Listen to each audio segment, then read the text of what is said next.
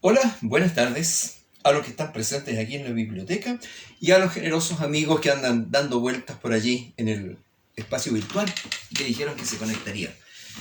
¿Saben qué? Esta es una primera clase de tal vez una serie más numerosa de clases que queremos hacer y ofrecer. Todo ello producto de una hermosa petición que me formuló una joven vecina. Ella, con sus 17 años, está en edad exactamente preuniversitaria y buscando caminos de aprendizaje, me preguntó si podíamos hacer alguna serie formal de conversaciones acerca de temas.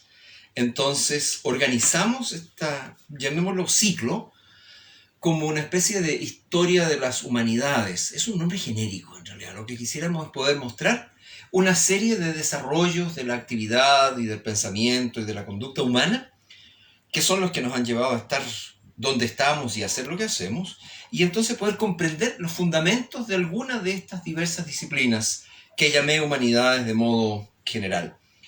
Por eso es que una clase como esta, al final, es resultado de la motivación personal, y por eso se lo quiero agradecer, de nuestra vecina Rayén Gajardo Ortega, que con sus preguntas anima a los que nos gusta responder preguntas o intentar mostrar algunos caminos posibles. Y entonces se me ocurrió hacer esta clase partiendo de la que pudiera ser la más simple de las disciplinas humanistas que queremos estudiar, que es la psicología. ¿Por qué digo la más simple?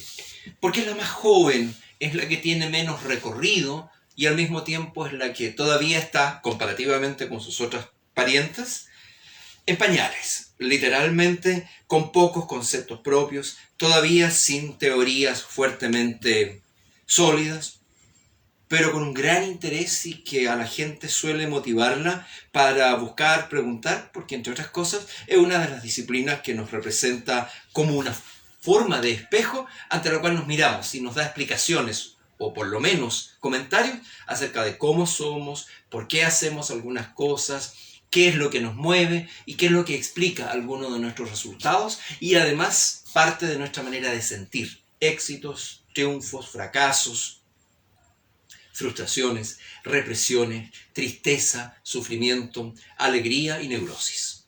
En cualquiera de esos casos, la psicología algo tiene para decir, aunque no definitivo, lo digo yo mismo que soy psicólogo y manifiesto con eso mi propio escepticismo, pero esta es una invitación a pensar de modo abierto, no a ser dogmáticos, es decir, no a contar una sola manera exclusiva de ver las cosas, sino que un afán mucho más abierto en el sentido de tolerante, de poder considerar el pensamiento desde muchas perspectivas distintas.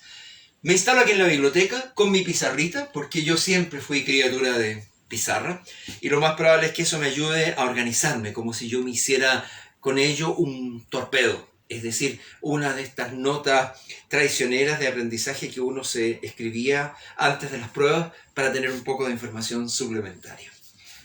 Yo hice muchos torpedos en mi vida, no siempre los utilicé, en realidad no los usé. Parece que su valor era escribirlo, con eso me quedaba archivado. Y recuerdo que en el torpedo que me hice para esta clase, en lo que me puse a pensar fue, bueno, y si lo que me piden es una clase general sobre psicología, ¿cómo subdivido el tema? ¿Cómo lo simplifico? ¿Cómo les doy un orden y una coherencia que los haga fácil de transmitir? Bien, creo que lo mejor es hacerlo históricamente. A mí las explicaciones cronológicas, en secuencia, lo que va antes y lo que va después, siempre me ha gustado porque me da la línea de crecimiento o de desarrollo de algo. Por lo tanto, antes de hacer cualquier historia de la psicología, yo tendría que, por lo menos, mencionar su prehistoria. Y lo voy a poner así. ¿Cuál será la prehistoria de la psicología? ¿Desde dónde surgen los primeros conceptos y las primeras nociones de esta futura disciplina? Para variar y como siempre, nos vamos a ir hacia los griegos. Digo para variar y como siempre porque no ha habido en la historia occidental otra civilización y otra cultura capaz de producir tantas ideas, tanto desarrollo, tanto ejemplo y tanto modelamiento del pensamiento y de la cultura entera como lo que hicieron los griegos. Y en ese caso, una de las primeras explicaciones que pudiéramos encontrar aquí es la palabra psique, que es griega. Aquí la puse en castellano, pero en griego se dice psique. Y de ahí viene el nombre de la psicología como nombre. Psique, psicología, estudio de la psique, del alma para algunos, de la mente para otros. Allí cabe hacer una distinción. Yo sé que cuando hoy en día, siglo XXI, decimos alma, mucha gente tiende a pensarla así como en Occidente aprendimos a interpretar la palabra alma, es decir, con una connotación más bien religiosa. Este no es el caso. Para los griegos, la noción de mente o de alma eran muy parecidas. Equivalía a una especie de idea de espíritu, algo que le daba por dentro un vuelo a la existencia humana. No era necesariamente un diálogo con cielos o alturas. Tampoco era una forma inanimada de cuerpo que además se animara porque llegaba esta alma dentro suyo. No eran esas nociones un poco de catecismo. No, es mucho más anterior. La idea de psique es la de un espíritu que vuela y que es capaz de alcanzar desde las potencias humanas, como la imaginación, el pensamiento, los sueños y por supuesto la reflexión y la filosofía, límites, territorios y extensiones mucho más grandes que las que la materia le daba. De hecho, los griegos, en esta prehistoria de la psicología, oponían, o más bien combinaban la idea de psique con la idea de soma, o dicho de otra manera, espíritu y cuerpo. Más simplemente aún, espíritu y materia. Claro, y yo sé que cuando digo eso, espíritu versus materia, ahí ya entendemos todos, porque todos vivimos en una sociedad donde se habla de lo material o de lo inmaterial, o de las ideas versus las cosas. Conforme, esa es una primera distinción verdaderamente importante y que se ha mantenido por siglos. El diálogo entre lo físico y lo no físico, por ponerle un nombre que todavía no tenga apellidos, está en la prehistoria de la psicología. Preguntarse sobre eso equivalía a suponer cómo era el mundo de los seres humanos. Y entonces, en esta época griega tan antigua, de hace ya por lo menos 2600 años, Pericles, siglo de oro griego, ya había personas que tenían un par de orientaciones de mundo que después se van a transformar en modos de pensamiento que se han repetido por 21 siglos posteriores, o 25 siglos posteriores. ¿Cuál es esa orientación? Por un lado, hay una actitud que se llama, miren esta palabra, mecanicista, y otra que se llama vitalista. No importan los nombres, solo quiero ayudar a distinguir maneras de pensar. No se trata de memorizar un concepto, sino que de entender la idea. La visión mecanicista, y que todavía perdura, yo no estoy hablando de cosas que hayan desaparecido. Lo bonito de esto es que cuando digo que esto es la prehistoria, es por así decirlo las raíces de este árbol del pensamiento. Y un árbol sin sus raíces no existe. Es decir, las raíces no son el pasado, son el origen, pero es actual. Visto así, las teorías mecanicistas son aquellas que suponen que la materia es suficiente para explicar el mundo y la vida. Por ejemplo, hasta el pensamiento humano sería resultado de la materia funcionando, la materia más la energía. Hoy en día la física diría cosas semejantes. En esta visión de mundo no era necesario pensar en fuerzas espirituales o en fuerzas anímicas distintas de la materia. Incluso algunos lo resumían muy elegantemente diciendo, no es que haya algo más que la materia y que nosotros no entendamos. Es que la materia es algo más de lo que nosotros entendemos. Y visto así, uno podría suponer, claro, en ese caso hasta los enfoques de la física contemporánea podrían ser considerados mecanicistas. Y es una de las maneras de entender la vida humana. Había muchos personajes entre los griegos que hablaban de esta forma de mecanicismo. Y yo podría decir que en ese mecanicismo ya podría suponer, por ejemplo, a personajes como Demócrito. O sea, así de antiguo es esto. Demócrito era uno de los amigos de los filósofos de aquella época. Pero también, insisto, da lo mismo los nombres. Pero cuando alguno de ellos habla de las entelequias, habla de las sustancias y otro habla de las ideas, nosotros claramente llegamos a una primera distinción que los griegos sí hacían. Y esta era muy importante. La distinción entre las cosas y las ideas.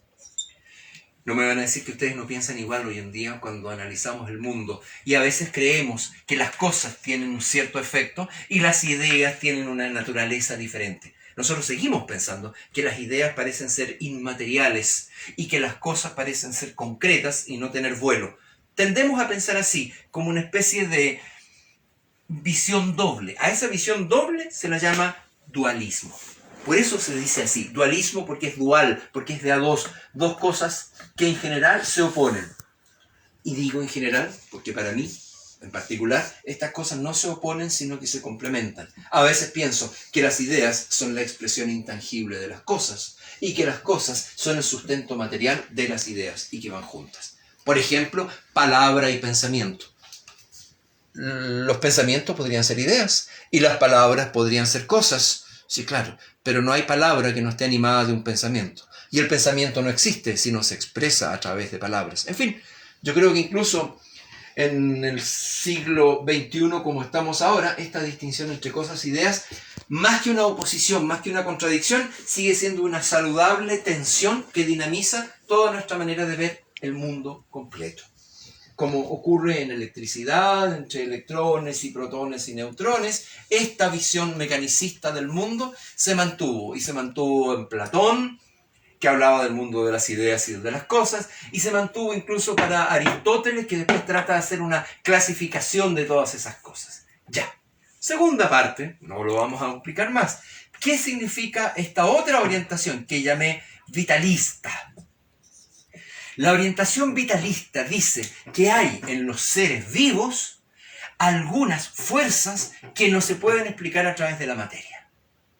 Es decir, que hay en los seres vivos maneras de existir distintas de lo material. Por ejemplo, las ideas, los deseos, los sentimientos y por supuesto el alma, el espíritu así entendido.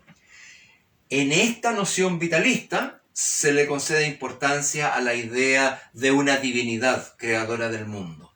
En esta otra anterior se le concedía importancia a la materia capaz de generar sus propios componentes. El mecanicismo conduce desde aquellos tiempos incluso hasta Humberto Maturana.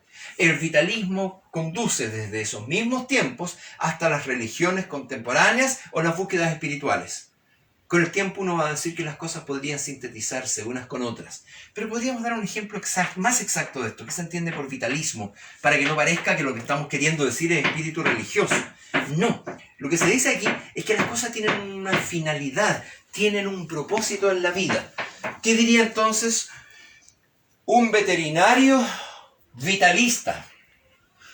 Un veterinario vitalista diría que el perro tiene cola para moverla y espantar las moscas y así no sufrir daños. Como si hubiera un propósito. ¿Qué diría un veterinario mecanicista darwiniano? Diría que el perro tiene cola porque los perros que han tenido cola han sobrevivido mejor que los perros que no la tienen. Que no hay un propósito ulterior, sino simplemente que la cola ayudó a sobrevivir a unos perros y a los que no la tuvieron no los ayudó a sobrevivir. Simplemente. Se fijan que en estas dos explicaciones son una hacia atrás en el pasado. El perro tiene cola porque alguna vez le apareció cola y fue funcional para su vida. Y en esta otra es el perro tiene cola por algo que ocurrirá en el futuro, por algo contra lo cual debe protegerse.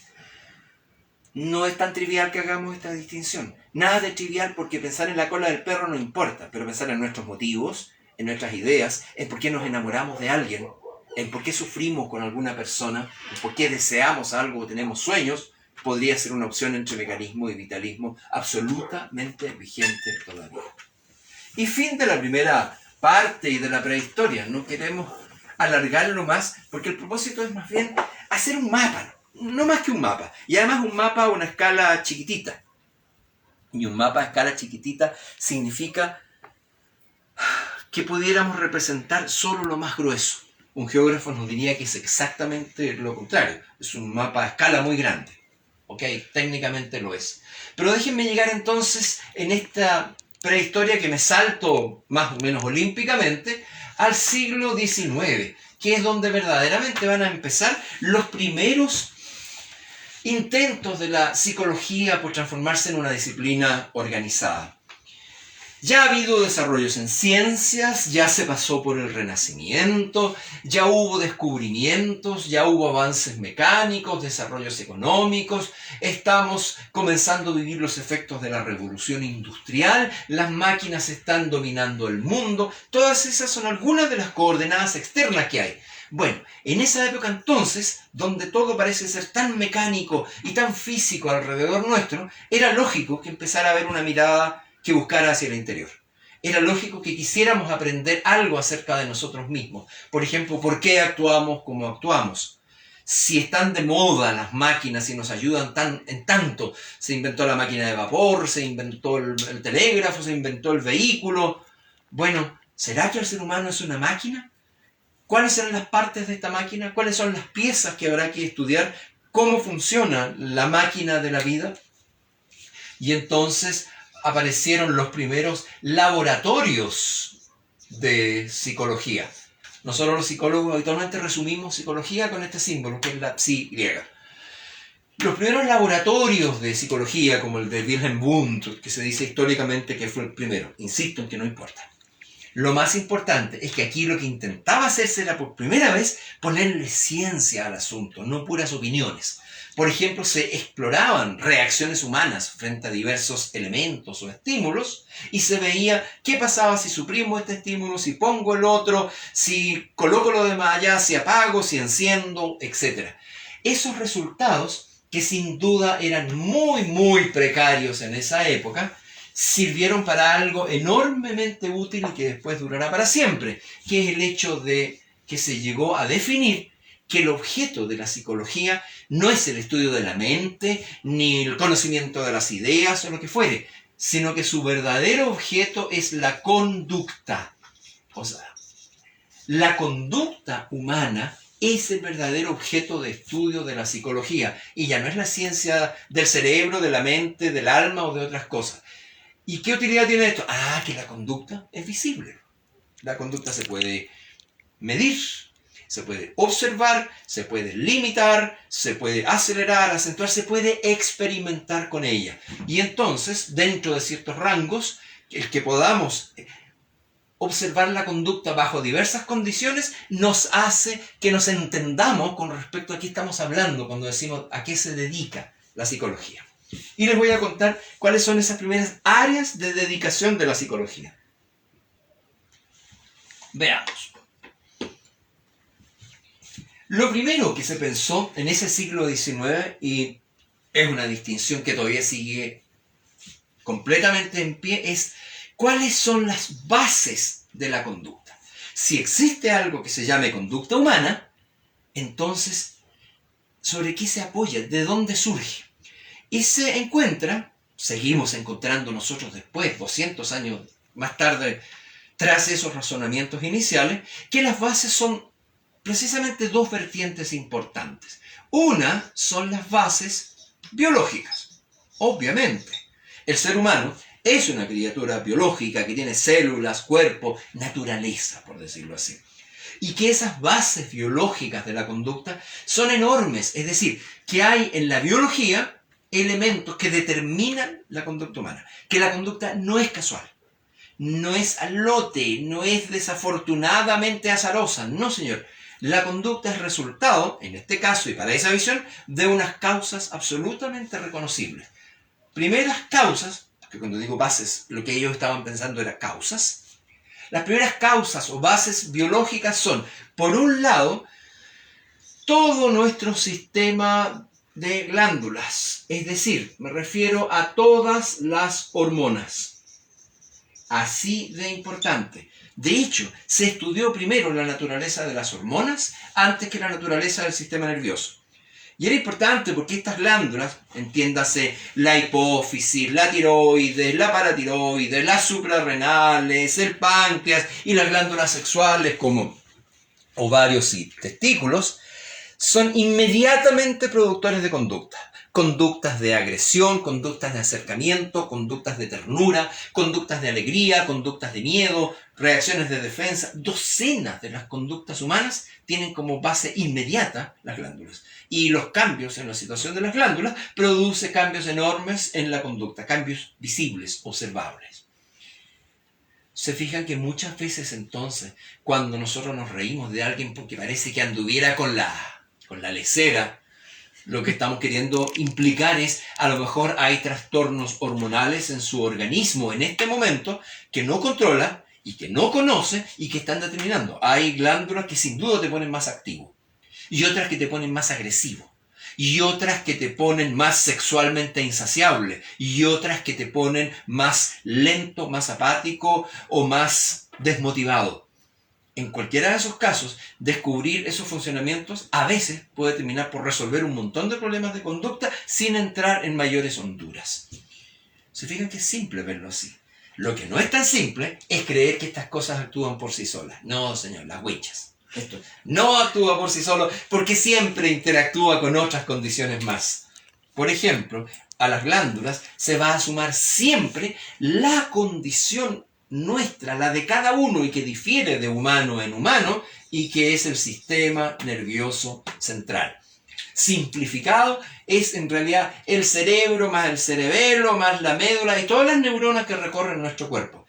¿Por qué? Bueno, porque cada una de estas partes del sistema nervioso nos permite percibir el mundo, organizar reuniones y reacciones, organizar reuniones con otros cerebros e intercambiar a través del lenguaje, organizar reacciones, es decir, alcanzar a planificar nuestra conducta, en muchos casos evaluar lo que vemos, generar ideas, producir lenguaje, tener sueños, imaginación y, en fin, toda nuestra capacidad de reaccionar ante los estímulos del medio ambiente. El sistema nervioso es en realidad el rey y la reina biológicos de nuestra conducta, porque ellos son los que gobiernan toda nuestra capacidad de reacción. Las glándulas son, por así decirlo, gatilladores, pero estos gatillos, si no tienen la pólvora del sistema nervioso, no consiguen las reacciones. El sistema nervioso es el que mueve los miembros, los músculos, los brazos, las piernas, los que nos lleva a actuar físicamente.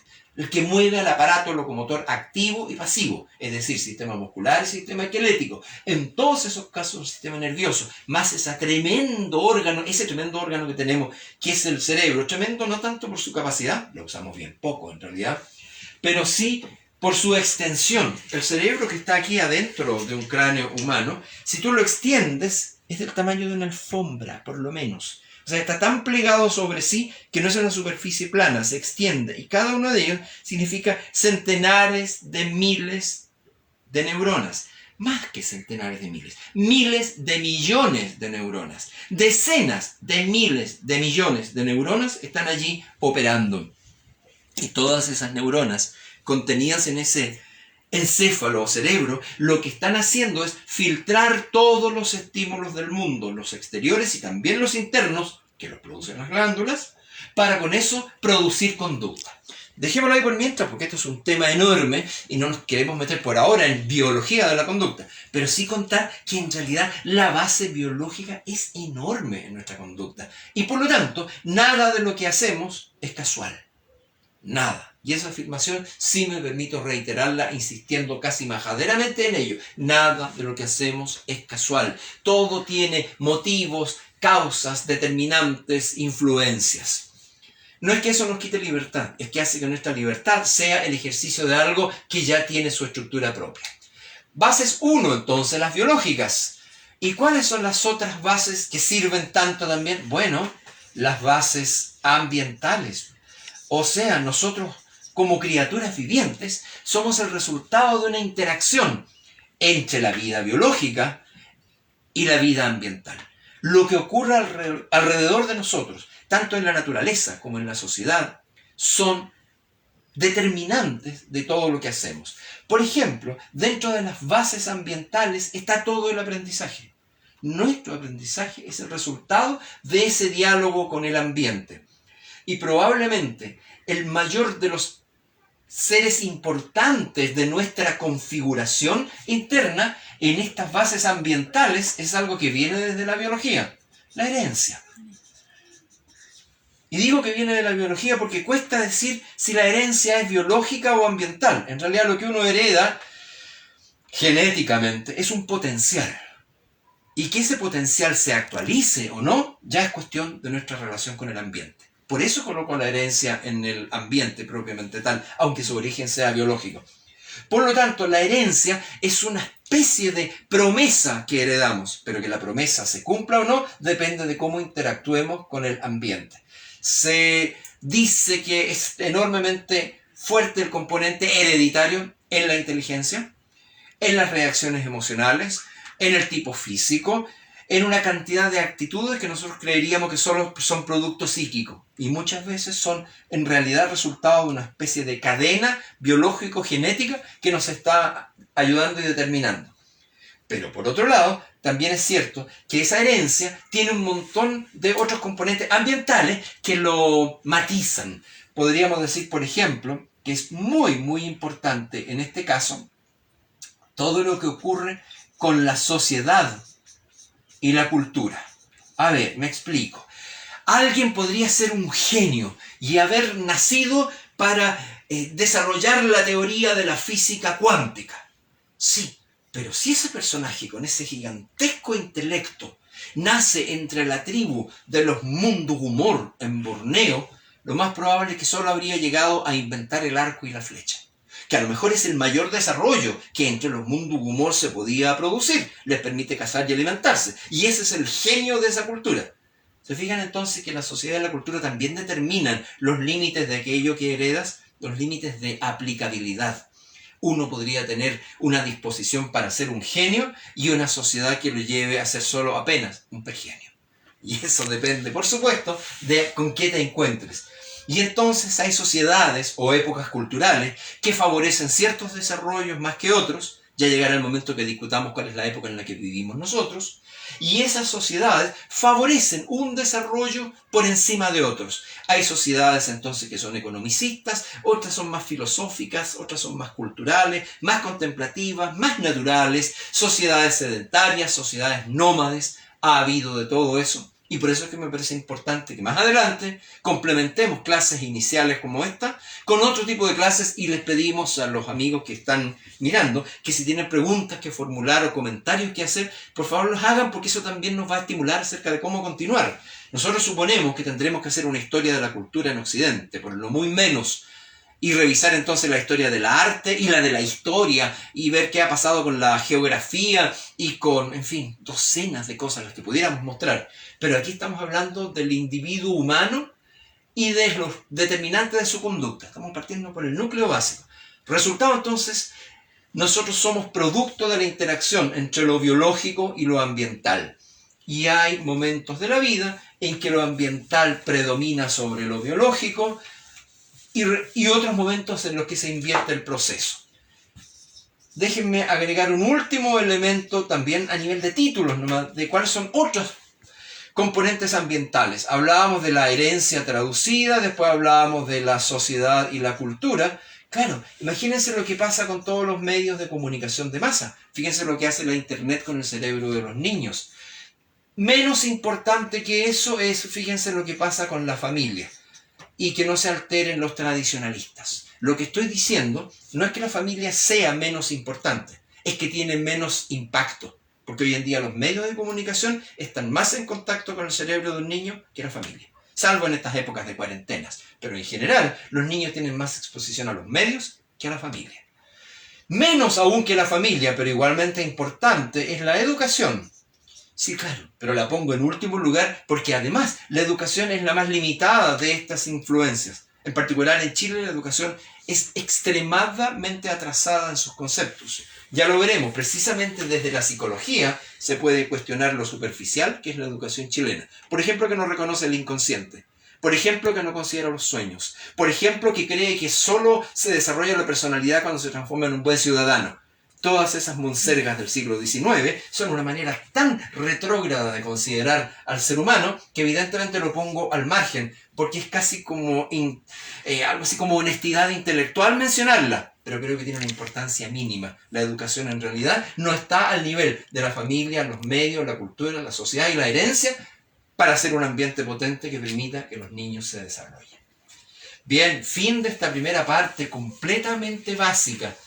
Estamos saliendo del siglo XIX y ya la psicología, que ya tiene ese nombre al menos, va a tener sus primeras, por así decirlo, lo voy a llamar conceptos.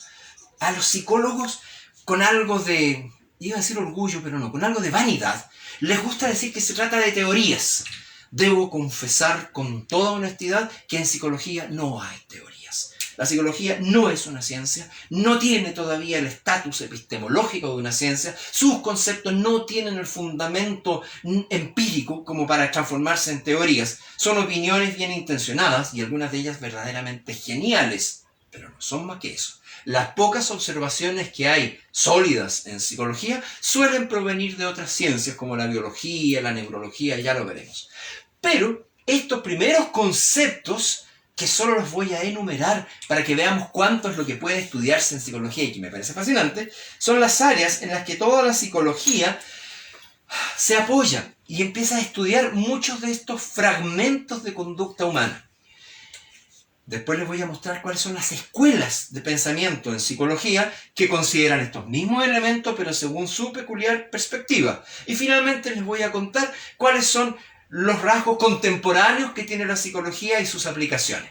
O traducido a castellano, les voy a mostrar cuáles son los temas que la psicología estudia. Pensamiento, aprendizaje, percepción, cognición, memoria, bla, bla, cantidad de cosas.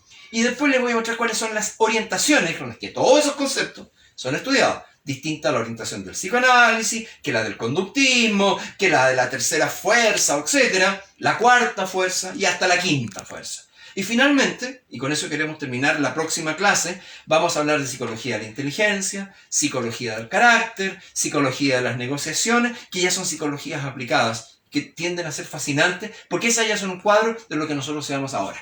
Pausa de 3 minutos para que el profesor se tome un vasito de agua y un café.